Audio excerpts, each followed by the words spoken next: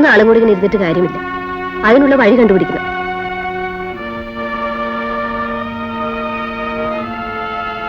ഞാൻ ഉപദേശിക്കുകയല്ല, വഴി പറഞ്ഞു തരികയുമല്ല. സാറിന് രണ്ടും ചെയ്യാം. രണ്ടും എളുപ്പമാണ്, പക്ഷെ അതുപോലെ പ്രവർത്തിക്കാനാണ് പ്രയാസം.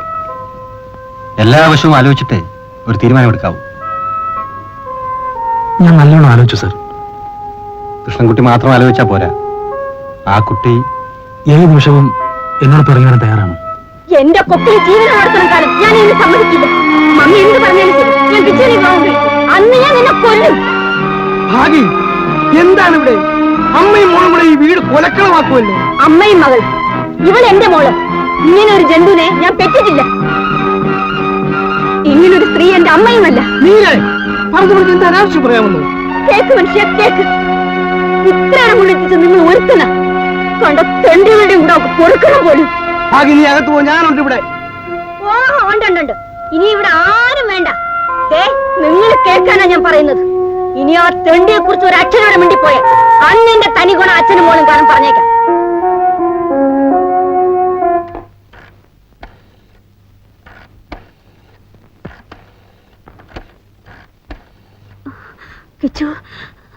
കിച്ചുവിന്റെ നീരയാണിത്. വരാം കിച്ചു, വരാം. ആരറിഞ്ഞാലും ഇല്ലെങ്കിലും ഞാൻ വരും. എങ്ങനെയും ഞാൻ എത്തും.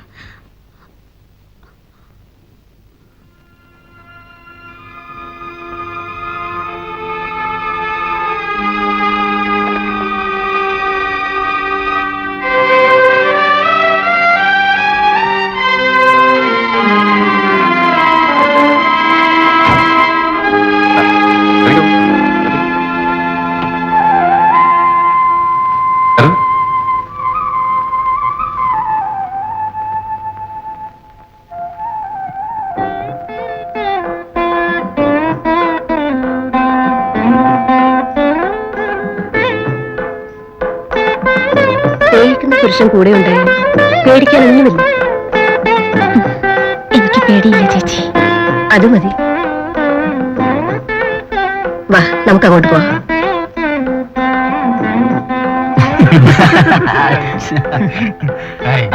എവിടെ മോളെ ആന്റി?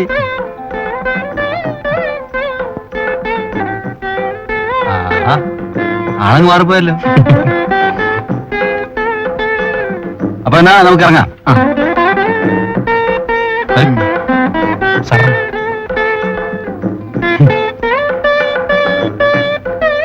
അങ്ങനെ ഒരു സദ്യ ഉണ്ടായിരുന്നതും പോയി റഹീമേ.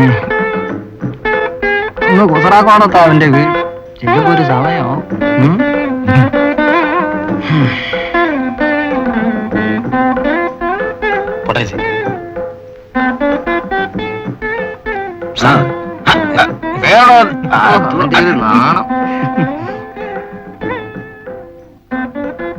വരട്ടെ ചേച്ചി, മോളെ ടാറ്റാ.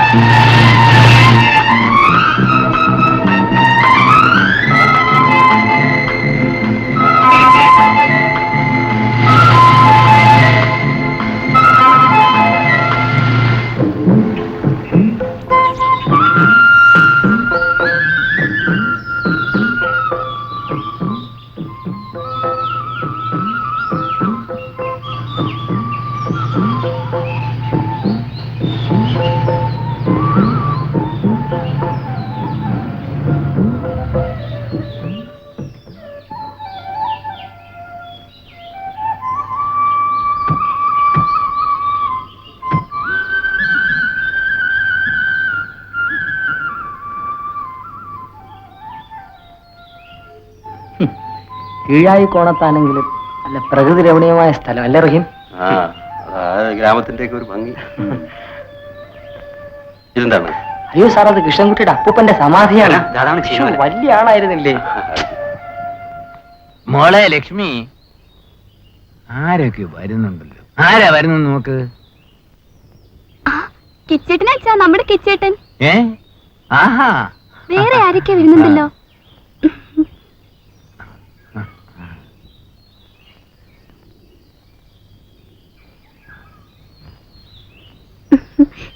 ചേട്ടാ? അച്ഛൻ.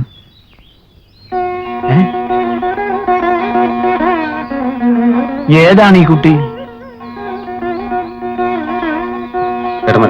ഞാൻ പറയാം.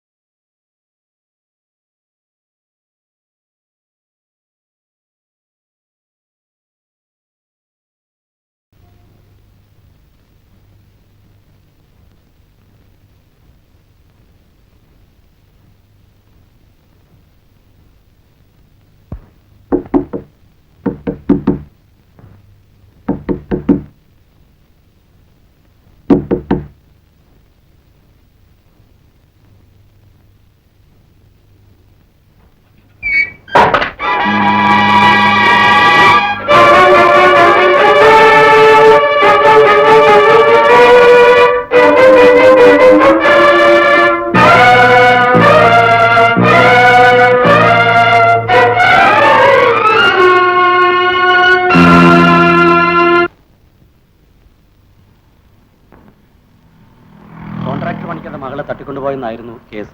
പക്ഷേ കാര്യങ്ങൾ ഇത്തരത്തിലാണെന്ന് അറിഞ്ഞില്ല. It's okay. നിങ്ങൾ നിങ്ങളുടെ ഡ്യൂട്ടി ചെയ്തു. കേസും വഴക്കൊന്നും കൂടാതെ ഇത് ഇവിടം കൊണ്ട് തീർന്നല്ലോ.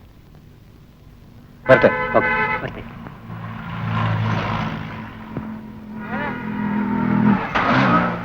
ഇതുകൊണ്ട് തീർന്നെന്ന് ഞാൻ കരുതുന്നില്ല. മീരയുടെ ഫാദർ അത്രയ്ക്ക് സ്വാധീനമുള്ള ആളാണ്. ഇനി ഉടക്കാനാണ് ഭാവമെങ്കിൽ അപ്പൊ കാണാം. നിങ്ങളൊക്കെ തക്ക സമയത്ത് ഇടപെട്ടത് നന്നായി. നന്ദി പറയാനുള്ള പുറപ്പാടാണോ? കേറ്. സാരമില്ല, ഇതൊന്നും അത്ര കാര്യമാക്കരുത് കേട്ടോ.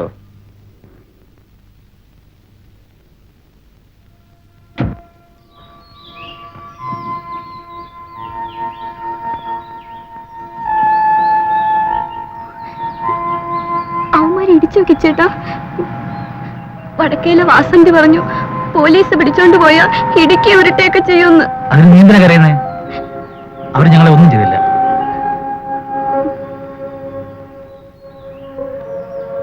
എന്തോ നാടാഹിച്ചു ഈ കേസും പോലീസും ഒക്കെ. വയസ്സുകാലത്ത് മനസ്സമാധാനത്തോടത്ത് കണ്ണടയ്ക്കാൻ നീ സമ്മതിക്കില്ല. അച്ഛൻ വിചാരിക്കുന്നതൊന്നുമില്ല. ഒന്നും ഉണ്ടാകാതിരുന്നാൽ മതി. എങ്ങാണ്ട് ഒരു പെണ്ണിനെ വിളിച്ചോണ്ട് വന്നിട്ട്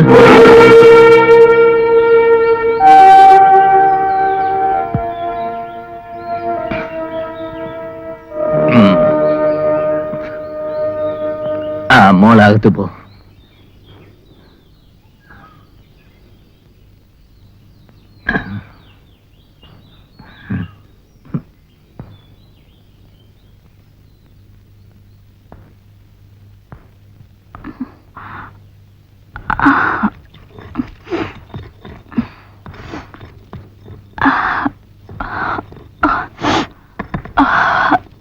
ഉള്ളിത്തീലെന്ന് പറഞ്ഞ കിച്ചടിന് ജീവനാണ്. അതും വറുത്തരച്ച് തന്നെ വെക്കണം. അയ്യോ, ഇങ്ങനെയാണ് ഉള്ളിയരിയുന്നത്? അതിന്റെ മൂടും തലയും വിരിച്ച് പുറന്തല്ലി മാത്രം കളഞ്ഞാ മതി. ഞാൻ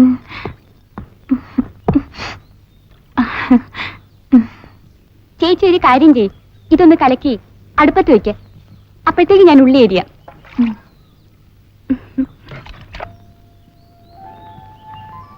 എങ്കിൽ പിന്നെ ചേച്ചി എന്താ ചെരുപ്പിട്ടോണ്ട് വരാത്ത? സാരല്ല ലക്ഷ്മി, മുമ്പ് ഒരിക്കൽ കിച്ചേട്ടൻ എനിക്ക് 2 പൊക്കമുള്ള ചെരുപ്പ് വാങ്ങിക്കൊണ്ട് തന്നു. അതിട്ടോണ്ട് ഞാൻ ഒരു ദിവസം സ്കൂളിൽ പോയുള്ളൂ. എന്റെ കാല് 2ഉം പൊട്ടി. എനിക്കറിഞ്ഞൂടെ ചേച്ചി ചെരുപ്പിട്ടോണ്ട് തത്തക പുത്തക നടക്കാൻ.